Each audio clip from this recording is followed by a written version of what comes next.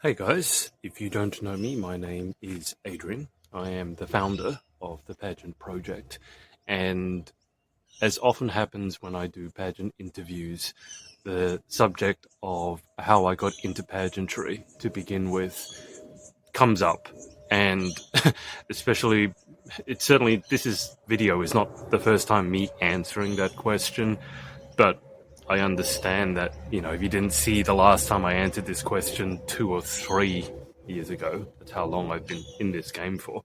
I'm not expecting you to dredge back through my social media to find the answer. And I think also the answer evolves over time, not because I'm changing, my version of the truth, but just because I have more time to think about it, put it into more context. Obviously, as the years go by, I've been doing this about 8 years, I think, and by this I mean interviewing pageant girls. And as you interview more, things evolve, things change, you change, which is a good thing. The pageant project itself, I started back in 2018, but that was really the genesis of when I decided, okay, I'm going to try and do something specifically in the pageant space. Whereas probably for 2 years before that, so going back to 2016, I had started interviewing people, but it just wasn't specifically in the pageant space. Although, as it would turn out, pretty much the first person I interviewed was, or maybe not the first, but one of the first two. It's a long time ago, okay? But certainly one of the earliest interviews was with a pageant contestant. And so that was and look, I'll give you a bit more context as well. So for those of you, because I've answered the question of how I got into pageantry to begin with, and I will do that again if you're new around here. But I haven't really given context as to what happened before pageantry, because I did have a life before pageantry, contrary to popular belief. And so if you don't know, I'm sitting here in my backyard in Sydney, Australia. I've lived in Sydney pretty much all my life. I did have a stint up on the Gold Coast, and I kind of took Australia for granted a bit, I would say, up until COVID. And then when COVID hit, I had never been more thankful to get back to Australia, number one, because I was in UK at the time when it really hit. So I got back home to Australia, and so number two, I've never been more. Also, I got diagnosed with ADHD recently, so sometimes my stories wind a bit, so I can't even remember if I said number one, number two. But I took Australia for granted a bit, but COVID really changed that, because I saw the way that some of the world anyway, mishandled COVID. And at that time, and that's when I realized I actually really love Australia. It's kind of sane over here, kind of sane, not insane, sane. And sometimes when I look at world news, although I try my best to avoid that, particularly around US election season, it doesn't instill me with a great feeling. And I certainly hope sanity prevails sooner rather than later. But Sydney, Australia, born and raised. My parents one comes from Hong Kong, one comes from China. I mean, Hong Kong belongs to China now, but back in those days, Hong Kong belonged to the British, so that's why I bring that up. And then school, obviously, here in Sydney. I was very academic growing up. I wouldn't say I'm still academic now, because I really don't like formal study, because I believe very often it's lagging behind. It's not practical, and it's lagging behind what you actually need. And I think that's only become more evident recently with the advent of things like AI. But I was academic. I'm still, put it this way, I came first in year 3 in my school, year 4 and year 6. In year 5, this is when you look back at it through the lens of someone who's been diagnosed with ADHD, it makes sense. Year 5, I got so bored of coming first so easily, and I know that sounds very egotistical, but being honest, year 5, I got so bored of coming first easily without really having to try, that I basically just winged it. And I said, I don't want to come first. I didn't say that, because coming from an Asian family, if you said that, you'd be, but I remember making that decision in my mind. I was like, this is too easy, I can't be bothered. And then I remember in year 5, when it was announced that I had come second. that was me not trying was coming second. And I remember distinctly in the classroom, several of my classmates turning around to look at me, shocked and surprised that I hadn't come first, which is quite something when your classmates at that age just expect you to come first at everything. And that actually got me really, really annoyed. I remember kind of angry. And I was like, you know what? I'm not letting I'm not letting anyone else come first because they don't deserve it. They're not as smart as me. So then in year six, I tried again and came first. But that was primary school. So here in Australia, that's up to about the age of 12.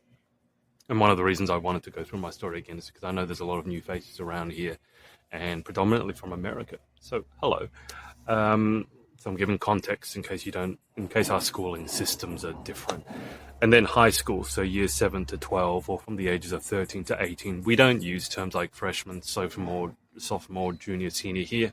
I had to look up what those meant when I was interviewing American girls, and they would say, oh, I had, my freshman year. I'm like, what's a freshman? I've heard it in Hollywood movies, but I had no idea what it was. We don't use those terms here. But it was interesting because so my primary school, up until I came first in year six, it was quite near to here, the school. And you can see the background here, very lovely, a lot of open space. And then year seven was the same school, but the high school version of it, which was in the city, concrete jungle. I immediately hated it. I had to travel into school on the train every day. And I've just never liked concrete jungles. I think they all look the same. I don't like hustle and bustle. I don't like being lining up for a coffee or lining up for the train and being shoulder to shoulder with people, even more so after COVID, right?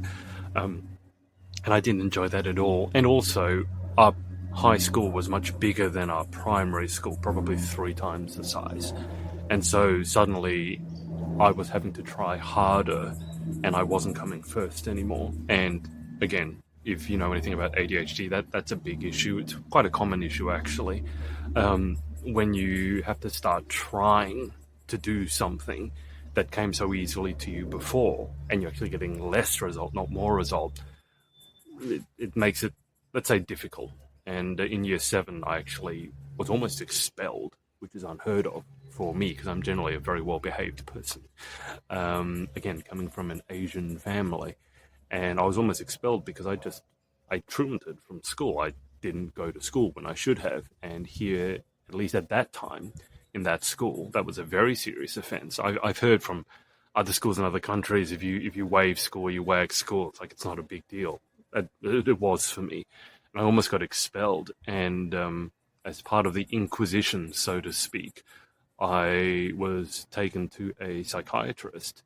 And I remember being diagnosed. I remember the psychiatrist drew me a Venn diagram. I don't remember why. I just remember I had this diagram up near my bed for the longest time.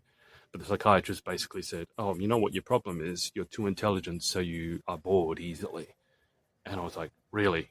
Well, wow, that's just huge. And I'm being sarcastic. Like, I didn't need a psychiatrist to tell me that. But anyway, I say all that to say I have an academic background. I like to think I'm still intelligent, probably too much so sometimes. And I then, after I finished to put it this way, I finished high school, so age of 18 or year 12, and I got 99.55 in the higher school certificate, or the leaving exam, put it that way, for high school. And 99.55, what does that mean? Well, it's a percentage.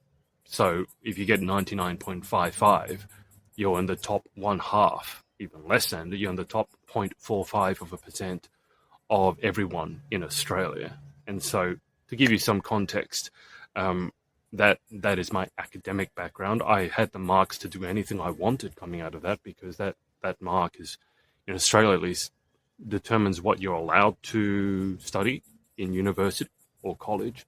There's an entrance mark. And so for medicine or law, which were the 2 highest ones at the time, I think vet and dentistry might have been up there as well. But the entrance mark for medicine could be in the 99s. As in, if you got 98, you couldn't get into a medicine degree. There might be other ways around it, like do a different undergrad and then go into postgrad, but you couldn't get into it directly. Getting 99.55, I had the choice of any degree I wanted. And I come from a family of doctors, mother a doctor, father a doctor, my younger brother is now a doctor as well. but I didn't want to. It's just the rebel in me. It's like everyone else is a doctor. I'm not. I'm going to do anything apart from being a doctor. And so, again, this is probably where the ADHD came in. I was fascinated by planes, specifically military planes, specifically American military planes. Back then, F-14s, F-15s, F-16s, F-18s. Now, they're antiquated. But I was like, oh, I like planes. I want to fly one day. I know, I'll study aeronautical engineering or aerospace engineering, which were basically different names for the same degree. I went into a double degree of aeronautical engineering and science. I was going to do computer science. And I only mentioned this because that had an entrance mark. Remember, I got 99.55. That had an entrance mark like in the 60s, I think. So I got this 99.55, and here I was going into a degree that required like 30 points less, thereabouts. And so, university was university. I don't think it's hugely important, suffice to say, except to say I really didn't enjoy it. University for me had no boundaries, and you didn't need to show up, and they didn't care. Some of the lecturers literally really didn't care. They weren't doing teaching, so they could do their own research projects in the background.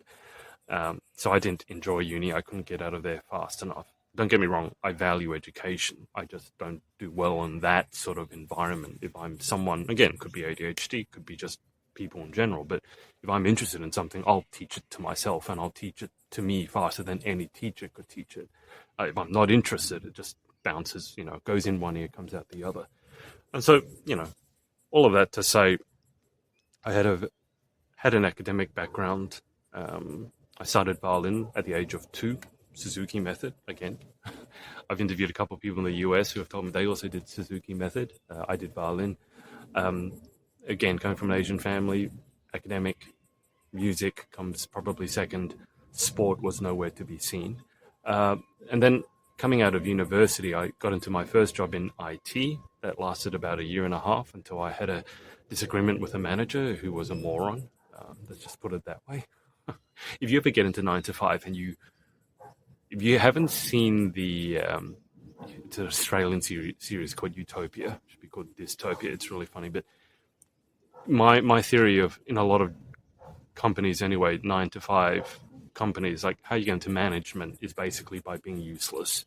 Because if you actually have a valuable skill, you're too valuable. Let's say in IT, for example, they need you there.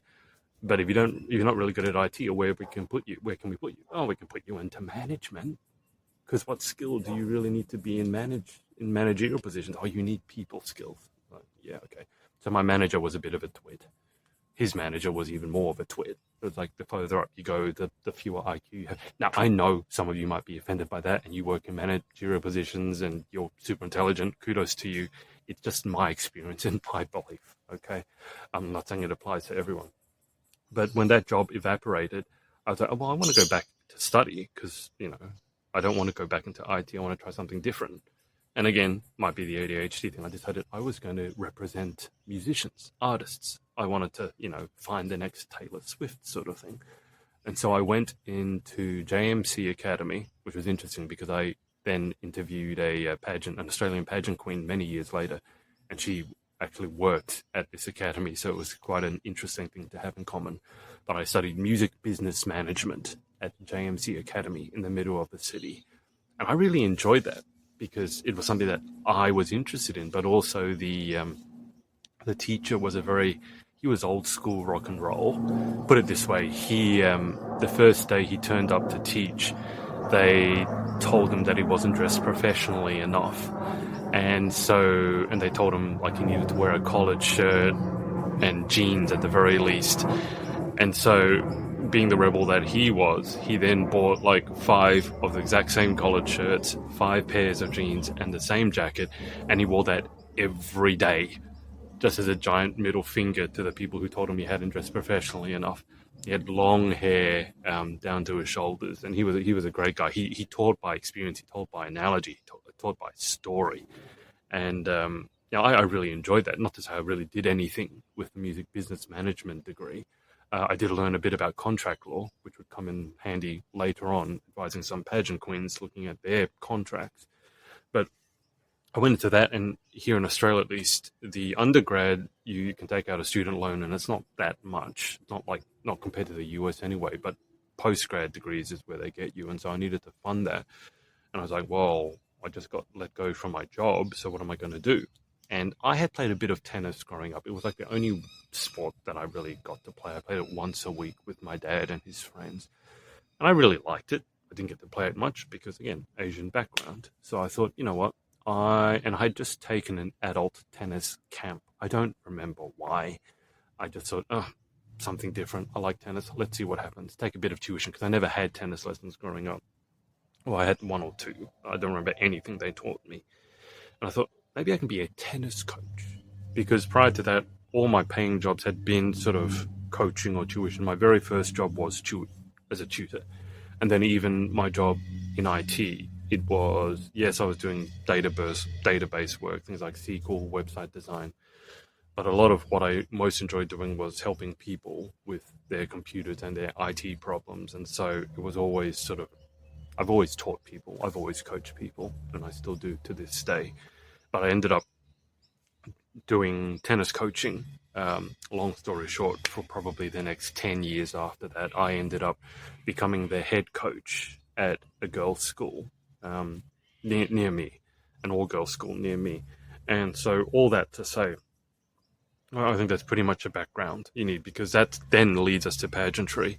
But I guess a bit of personal background. I mean, obviously you can see I was academic, typical pretty strict Asian upbringing. And so I was pretty shy, introverted. So meeting girls was a problem, especially going to an all-boys school. Had no idea what to do around girls. Just didn't see any of them, you know. I went to my year 12 formal by myself. I just went with my friends. I didn't have a date to go with. I didn't know any girls to ask. Looking back at it now, it's funny. It's not really embarrassing anymore. It's too long ago, but you know, I kind of feel sorry for my younger self.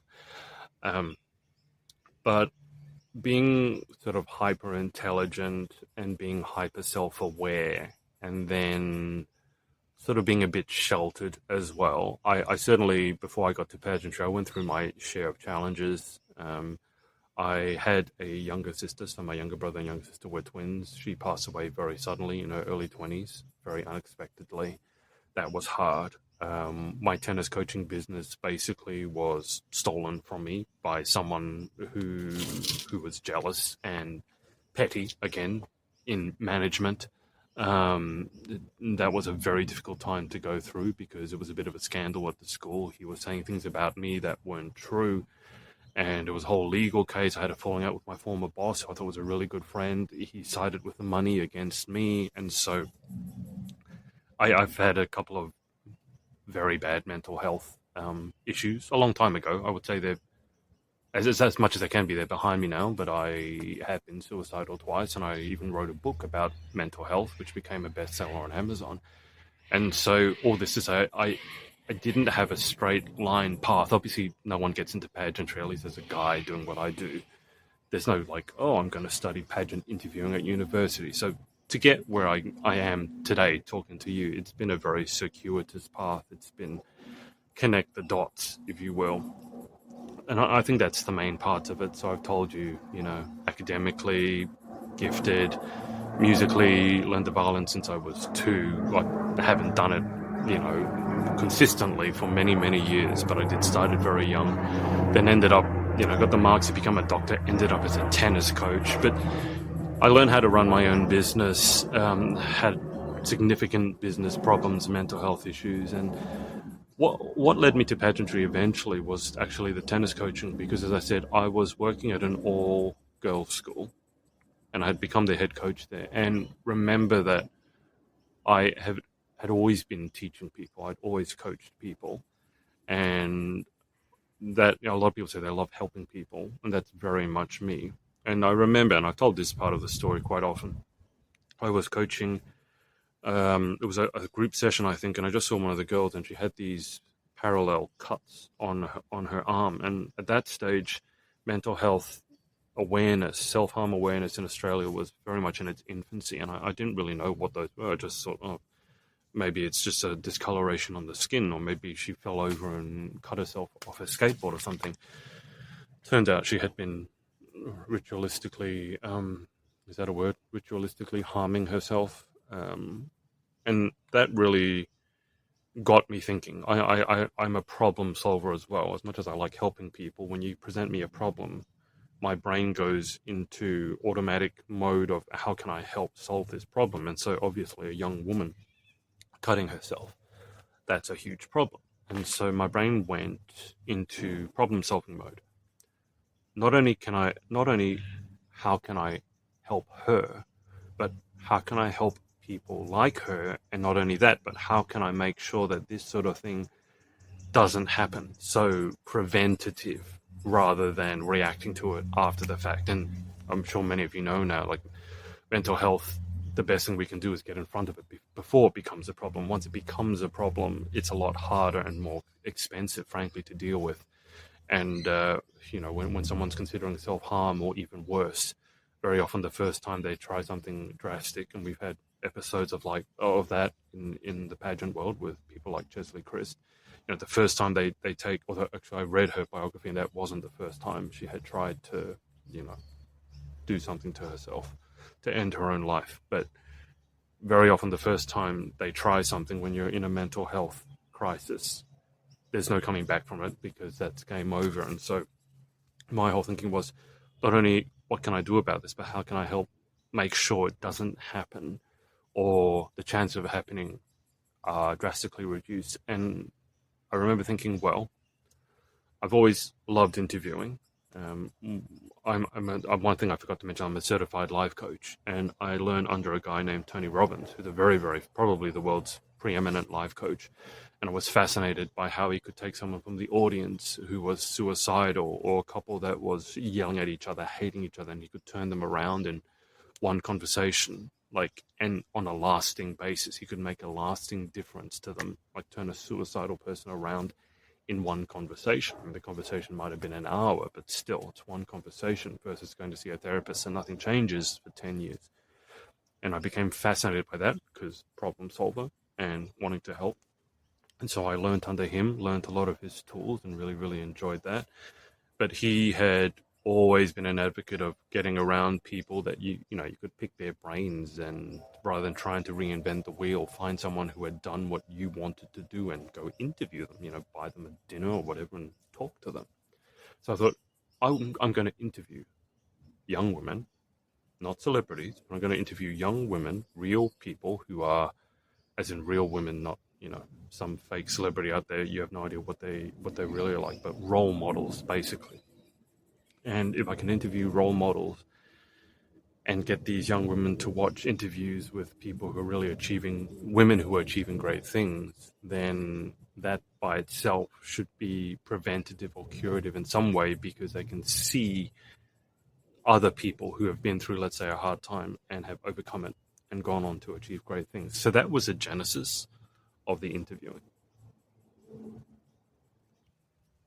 So that was, I give you that because I think it's important to give some context into who I am personally, because I don't think I've really done that before, because the story, I'm looking at the timer here, it's almost half an hour, and I haven't even really got to pageantry yet, although we're there now.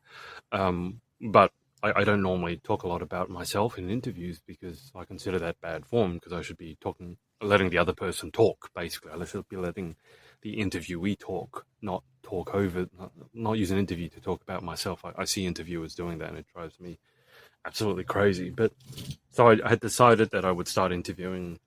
In those days, it wasn't going to be online interviewing, live interviews anyway. The technology wasn't there yet, really, at all.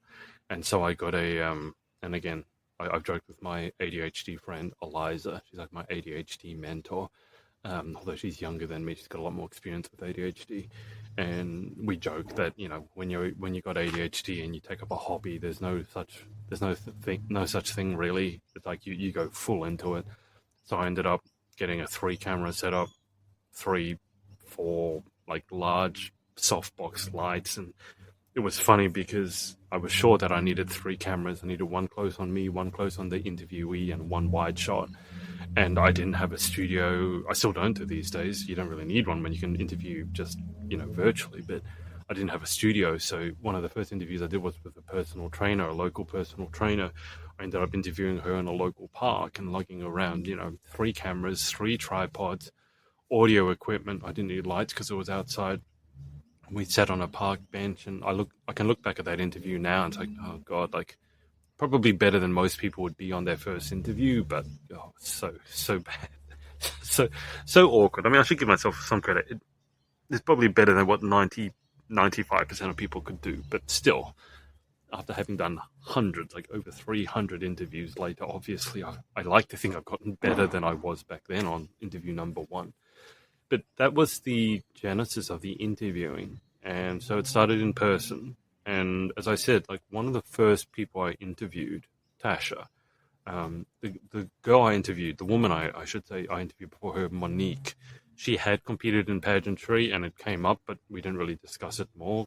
That wasn't the focus of the interview. But the interview I did with Tasha Ross, pageantry very much was the focus of the interview. And I can look back at that, and this probably was the most excruciatingly embarrassing interview because I knew nothing about pageantry. Now, if you're watching this and you're in the United States, particularly in you're in the South, you guys, and I'm planning on going to the South. I'm planning on going to Tennessee in June 2025 for Miss Volunteer America. One of the reasons I want to do that is to experience the pageant culture that's there, because pageantry, you got to understand, it's ingrained in you. But in Australia, it's not. I had never heard about beauty pageants. I didn't know toddlers and tiaras was a thing. I think I had heard about Miss Congeniality, but I was like, why would I want to watch this? I think I did watch it, but it was just as a comedy, not because I hadn't knew anything about pageantry. And so I remember even back then I had my same final 10 questions except for one difference. And it was question 7, which now is about superpowers. Back then, the 7th question was, what is your favorite curse word? And I didn't come up with those 10 questions, by the way. They came up with, I think it was a French interviewer who came up with a list of 10. He wanted to come up with a list of 10 questions that could tell you a lot about a person. Like a list of very deceptively simple questions, but the answer would tell you a lot about the person. And so I just used those as a neat way of closing the interview. But the 7th question that he had was, what's your favorite curse word? And obviously, pageantry, I didn't know in those days, you're not allowed to curse. And so she couldn't answer the question. I couldn't understand why. And I remember because I was interviewing her just up there in my house, and the interview went well enough. And that's when I kind of caught the pageant bug, so to speak. But I remember having a photo with her afterwards because, hey, pageant girls love taking photos. I didn't know this. I hated being in front of the camera. I'm much more comfortable with it now. But I was like, oh, what, you want me to pose with this? And, Tasha is 5'9", blonde, absolutely gorgeous. And as I said, me, awkward, introverted, had no idea what to do with girls. And so there's a photo of me standing with her in my front garden. I think it was taken by her mother because her mother came along. And, normally when you take a photo with a pageant girl, you're standing at an angle, you put your arm around them. I don't like to actually touch them. I do like the whole hover hands thing, something that Will Smith talked about. It was like you put your arm behind them, but you don't actually touch them because you can't tell from the front that you're not touching them. It looks like you got your arm around them. By the way, there are lots of creepy guys who take out like really creepy photos with girls, like full on hugging. No, don't do that. That gives me the heebie-jeebies. But I didn't know to do that. I had no idea that pageant girls have favorite sites to take photos and posing and all that. So I'm literally there, she's blonde, 5'9", and gorgeous, smiling, and I'm there, ramrod stiff. I'm literally standing like a toy soldier with my hands by my sides, not smiling because I didn't know what to do. I'll see if I can find it. I'll make it the thumbnail of this video. It's the most embarrassing photo. But that's where I caught the pageant bug. Because what happened was Tasha told me about a fundraiser she was doing, because she lives in the same city as I do in Sydney. And so I thought, okay, I enjoyed the interview. I was curious. So I went to the fundraiser. I still remember I ended up entering the raffle and I won a mountain bike prize in the raffle. But her fundraiser was like 50 minutes away by car, and the bike was so big it wasn't going to fit in my car. And so I won that mountain bike, and I just said to Tasha, look, I won it, but I can't take it, so give it to someone else. I still remember that. But I went to a fundraiser, and if you're watching this, you probably know what pageant fundraisers are like. You meet a whole bunch of other pageant girls, and pageant girls, one thing they're very good at, most of the time anyway, is working the room. So even though I was shy, awkward, not going to say boo to a mouse, I ended up at a table with a couple of pageant girls. One of them asked me, what do I do? Or how do you know Tasha? And, interview Tasha, blah, blah, blah, blah, blah. And so, and back in those days, people who interviewed pageant girls was a very rare thing.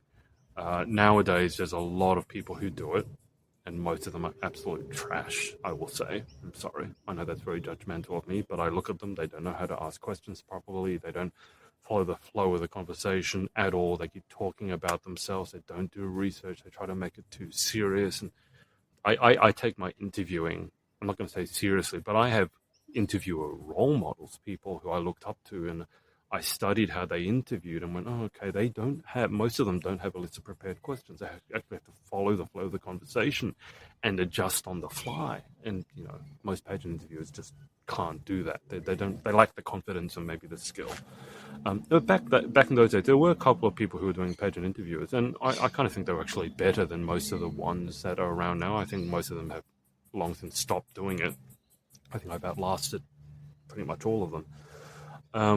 But, word started getting around, and so one pageant interview leads to another. I joked that I was like the coronavirus, but in a good way.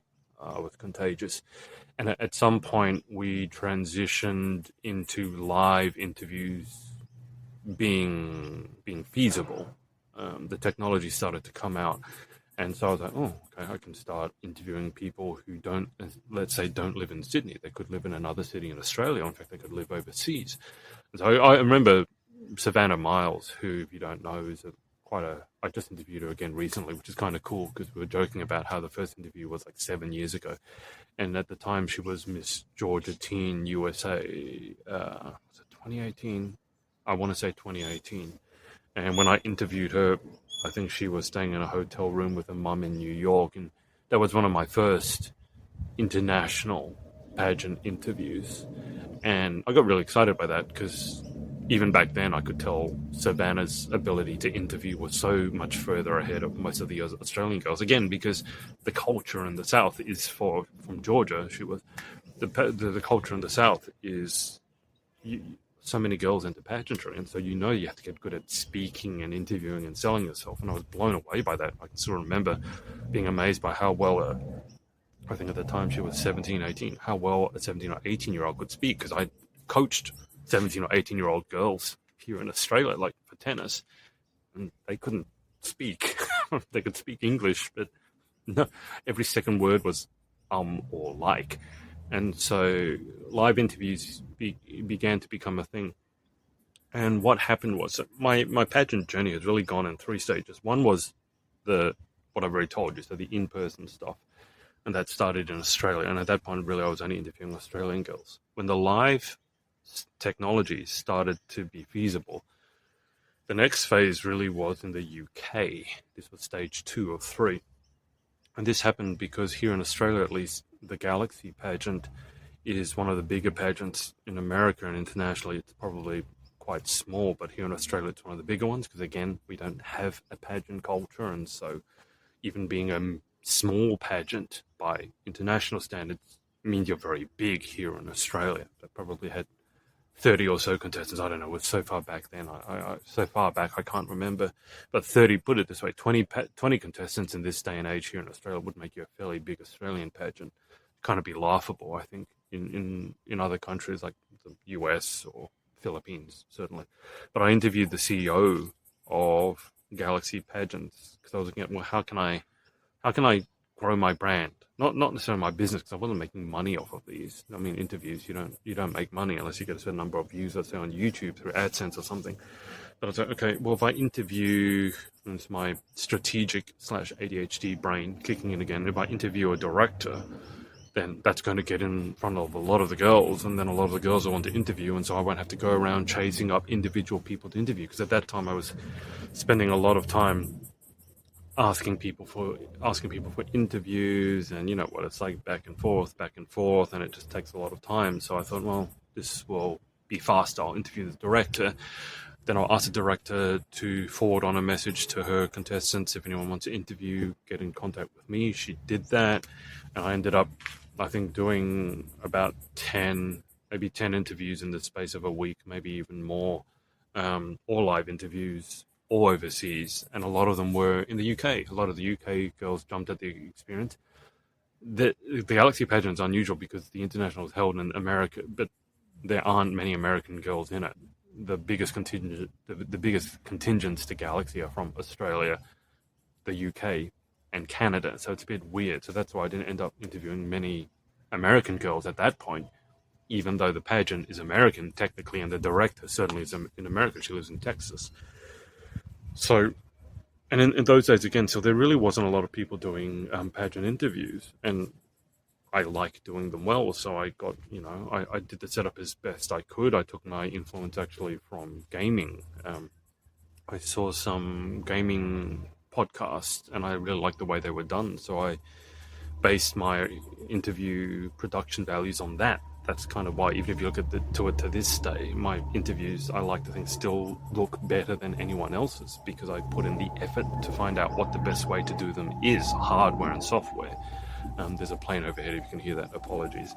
But I kind of blew up in the UK because of the whole Galaxy thing. And so, and I say this because I look at my Instagram following quite often, and you can see, where the followers are, like which country.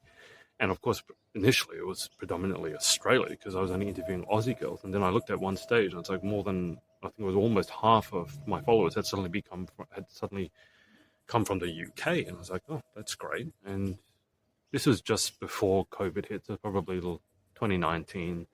And I ended up growing so much of a following, and ended up networking with, and I started a podcast because I was going through, I started a podcast with UK co-hosts, not Australian co-hosts. I tried in Australia. I did try an Australian podcast at the same time, but it died a death. No one was really that interested in it. But the UK girls were hungry for interviews and appearance opportunities, so I started a UK podcast. Built quite a lot of notoriety in the UK, so much so that I ended up going to UK for the UK Galaxy pageants just before COVID hit. And so that was kind of stage 2. And then COVID hit. Now, during COVID, I actually probably grew even more during COVID, because my stuff was all remote, and so I could interview anyone from around the world. And obviously when the world shut down, you couldn't really do appearances. And again, being a problem solver, I saw a lot of people were struggling at home, because you're locked in, you couldn't go anywhere. And so I did some different things that were a bit out of the box. I did a game night where girls, I got 8 queens on from different systems, and I got them all to represent their system, and we played these silly games. If you know Jackbox, I think it's called the Jackbox Party Pack, and you can actually broadcast this live, and then viewers can tune in on their mobile device, put in a room code, and they can play along. And so I remember during COVID actually getting big live streams on, because I'd have these 8 UK queens representing their systems. At one stage we did them representing their different countries, so the UK being England, Wales, Northern Ireland, and Scotland. And we got them representing their country, so that was a big thing, and we had lots of people tuning in from home. And also at that time, so it would have been 2020, I released my first pageant book. It was in 2 volumes, Confessions of a Pageant Queen. They went on to both be in the top 10 on Amazon, and I didn't write it. I put out a thing on Instagram and Facebook saying, hey, I want to help spread some, good spirit around, because COVID, everyone was struggling. So I thought I'll put together a book that highlights pageant girl stories. So I put out a post, thought I might get 20, 30 responses, because what you had to do was I put like 10 questions together. You could go to the download the template, type in your answers, submit a headshot, and then I will put you in the book. And I got over 100 responses. I think I got 160 somewhere north of that. I mean, there were so many responses I couldn't fit it into one volume. That's why there had to be two volumes, A to K and L to Z, like the old school phone books, because I couldn't. I don't know how much you know about publishing, but Amazon Publishing, the biggest book size you can have is 800 pages, and so we had 1,600 pages to give you an idea. But that was during 2020.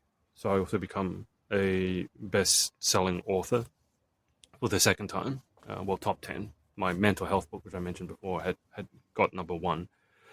And that was during COVID. During COVID was really also the first time when I got a real experience with, let's say, the less desirable aspects of pageantry, because I had become well-known in the UK, in the pageant industry.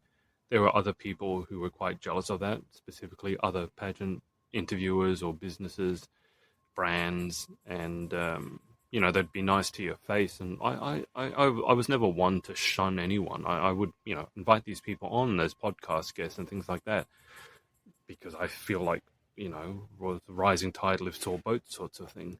And then I remember at one stage, because Grand, good old Miss Grand, always one where there's the most drama. During COVID, they wanted to go ahead in Venezuela. Now, I don't know how you feel about Venezuela. I don't know much about Venezuela, but at that time, it was at the peak of COVID. You were only supposed to be leaving home, certainly leaving the country, if it was like a necessity. Pageantry wasn't a necessity, so that was my first problem, okay? Number 2, the political situation in Venezuela was so bad that the UK didn't even have an embassy in Venezuela. So, and it was on basically a no-fly list. It was like, because I looked this up, the UK government said, don't fly to Venezuela unless it's absolutely necessary, basically life or death, and understand that if something happens to you in Venezuela, we probably can't help you. Also, there were situations where the Venezuelans, I don't know exactly who it was, I won't say the Venezuelans, but there was a bunch of Americans who were taken hostage, like businesses, not pageant girls, but I think it was a bunch of American businessmen were taken hostage and ransomed off for money. This wasn't exactly the best place to send a bunch of young pageant women to by any stretch of the imagination. So again, peak of COVID, shouldn't be traveling. It's on a no-fly list, and it's not. Anyway, I said as much, and because what had happened was the directorship of Grand UK had just changed over. The former director had been let go. She's actually still the director of UK Galaxy, but she had had some sort of falling out with the system. I can't remember the exact details, and so a new director had come on board. They hadn't disclosed who they were at all. And so I was concerned that if you're a new director and you don't really know what you're doing, you're still learning the ropes, and you're going to send girls into basically a no-fly zone during the peak of the pandemic, I was concerned, because I didn't say it was a bad idea. I said, I just hope that this director knows what they're doing, and I think they should disclose who they are publicly so we can just make sure that the girls are going to be safe. Anyway, I did this as a live without really thinking about it too much. I just wanted to say my piece and said, okay, no problem if you've basically looked at everything that I've looked at and you've gone, okay, we're going to do this anyway, and you've made the girls that you're sending aware of the situation. Because very often girls will just fly to a country they're excited to represent their country, and then they find out when they're there that not everything is as it seems.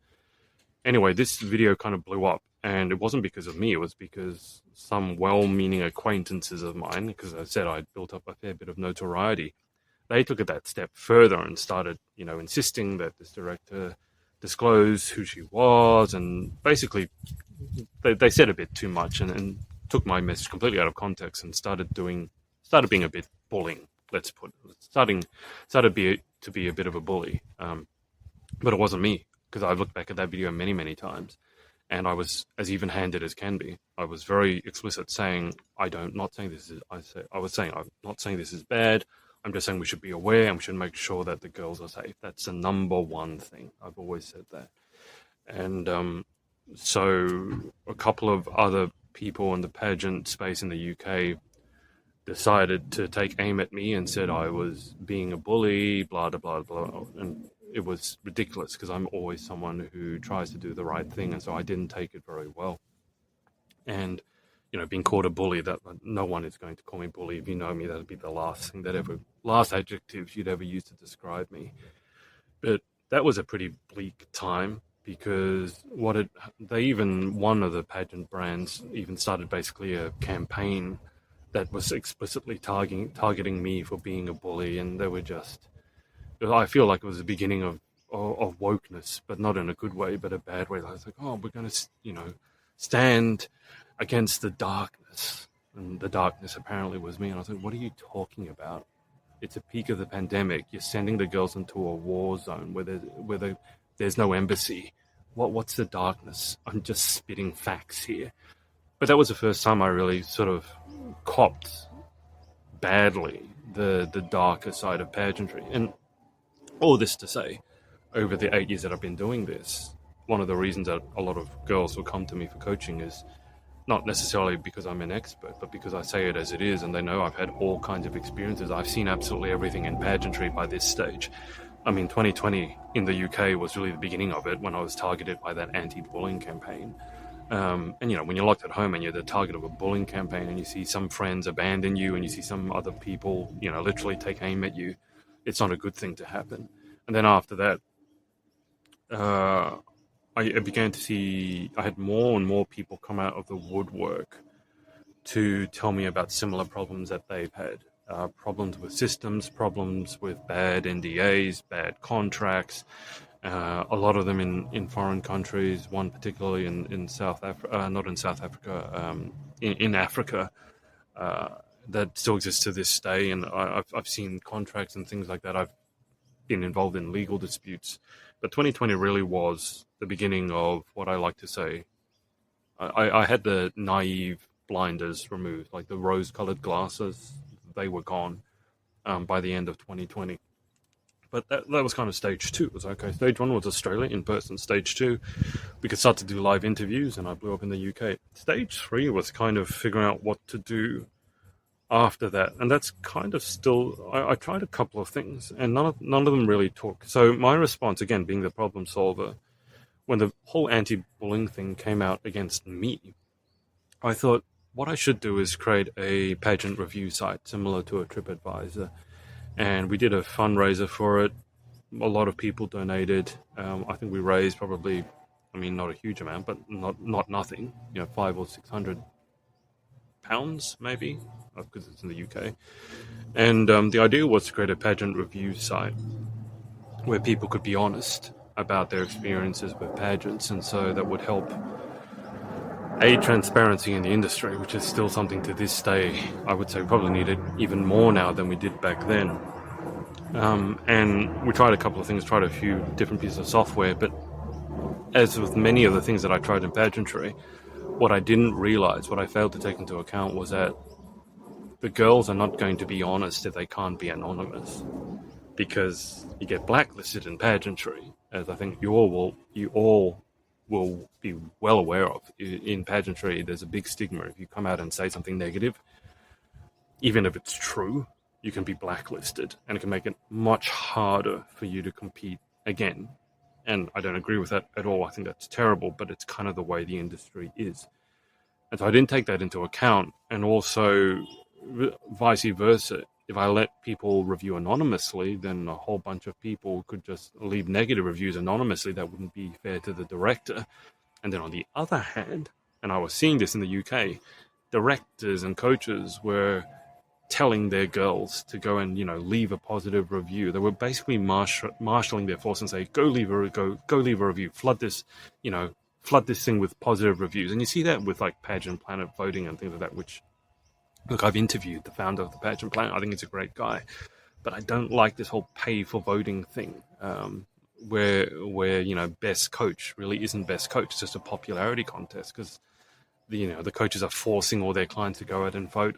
I always think, like, if you want to vote for me, but I'm not going to force you to. And so for many of those reasons, the whole pageant review site just never eventuated.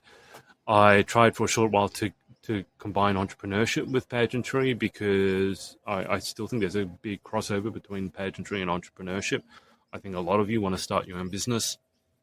That never really gained traction either, for one reason or another. Maybe it will sometime, I might try it again later. But what I've really turned and this is kind of stage 3 recently, is really focusing more on the US. And I say this because it's kind of full circle.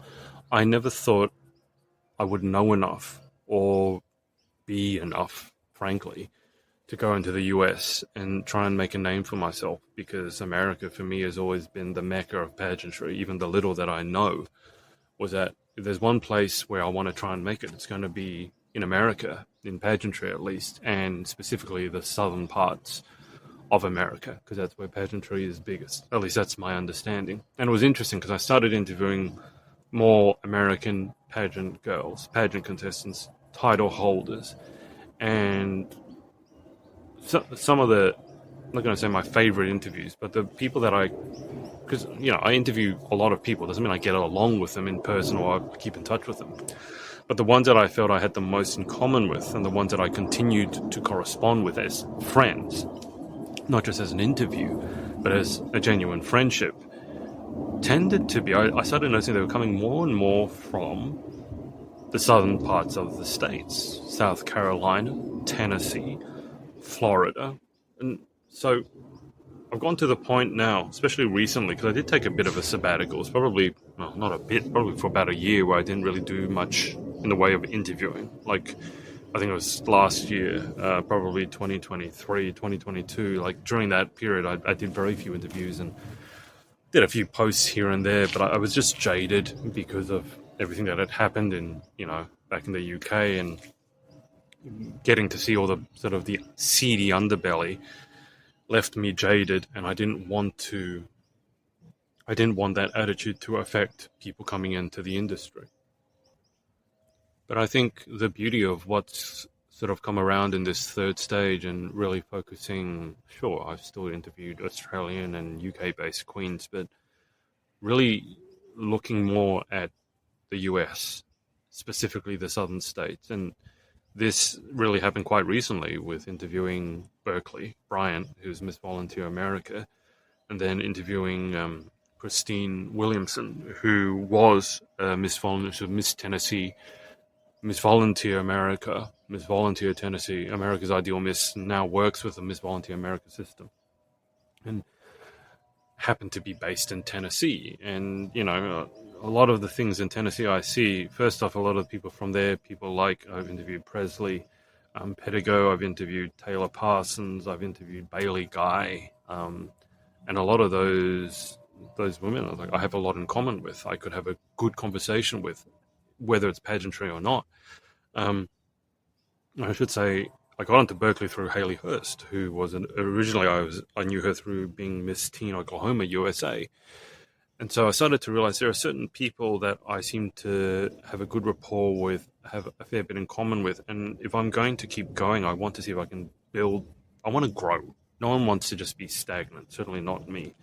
And so I thought, okay, the next stage is going to be sort of breaking into America and trying to start something up there that's not just an interview thing, but actually like a genuine pageant brand. And if you're going to do that anywhere, I'm going to do that in America, in the southern, in the south somewhere. So I decided I was going to, and plans are in the works, to go and visit Miss Volunteer America, volunteer at Miss Volunteer America in June of 2025 in Tennessee. Apparently Miss Tennessee itself might be on at the same time, and so I'll see if I can fit that in. There may be other pageants around, and I'll see if I can fit those in. There's more than a few people that I want to catch up with, or just meet in person for the first time, whilst I'm over there as well, because I've interviewed hundreds of people, and many of them I haven't met in person.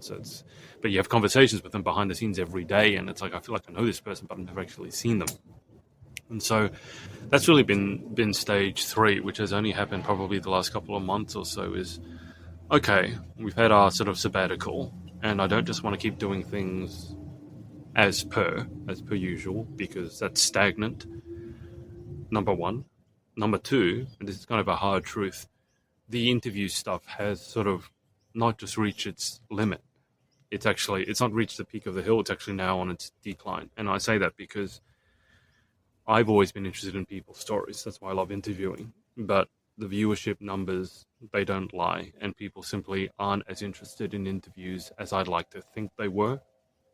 Um, and so I need to look at, okay, if I'm going to, well, how am I going to pivot? I need to pivot basically if I'm going to stay in the business. Otherwise, I'll be spending all this time. Yes, and this is the difficulty. Like, I don't think I will keep interviewing, not a lot anyway, because the viewership numbers and so the business simply isn't there. But at the same time, I've met the most amazing people and made my pageant friends through interviewing. So it's a bit of a catch-22 situation, but I feel like the next stage is to pivot more into coaching, more into pageant education, and then probably beyond that into maybe general life coaching. But in terms of pageantry, I really need to go and visit the States, sort of the birthplace of pageantry, or the heart of pageantry, and find out what the culture there is like, because I can't hope to break into that arena without understanding it. And so I've spent, 8 years sort of honing my craft. I feel like I'm ready and excited to get into America, see what it's like, see how it's different, get around people who take pageantry seriously, so to speak, because it is an opportunity in America in a way that it's not in the UK or Australia. Particularly, I'm really fascinated with the scholarship opportunities, like in order to get an education, because that's a very real reward. And so those are kind of the three stages. So it was Australia first, then it was the UK, and now, coming full circle, looking at the US. I'm excited for that. I don't know how much more interviewing I'll be doing because, as I said, as much as I enjoy it, I don't think the viewership numbers are there. And I say this as probably someone who would be the foremost authority on that, because I've done so many interviews. I can tell you what the numbers are like, and they haven't been on the way up. Let's just put it that way over the years. So it's a moment of change. I'm looking to pivot. I'm setting my sights on America and collaborating with a couple of my American friends. I'm still grateful for the people I've met in Australia and the UK. Some of my best friends are there. And so all this to say, that's how I got into pageantry when people ask. So I think that's enough from me. I think that's been a pretty comprehensive look as to who I am, perhaps on a more personal level than I've revealed before, how I got into pageantry to begin with, what my pageant journey has been like, why people come to me for advice. It's because I've been through the ringer. I've pretty much seen everything there is in pageantry. And so now it's like, okay, what should we do next? Because we want to grow, we want to change. Pageantry is evolving. It's different to what it was 8 years ago when I started. Some of it for better, some of it not for better. But we'll see. It's an exciting time, and it's probably the first time in a while that I've been excited about pageantry, because I'm looking at it through a different lens now, through a lens more of like a brand, a business, not just an interview show. So we'll see what happens. If you've made it to the end of this, I appreciate you. If you have any questions or any comments, if you're watching on YouTube, leave it below. If you're listening to this or watching this on Spotify, then you can also leave a comment there, and I will get back to you as soon as I can.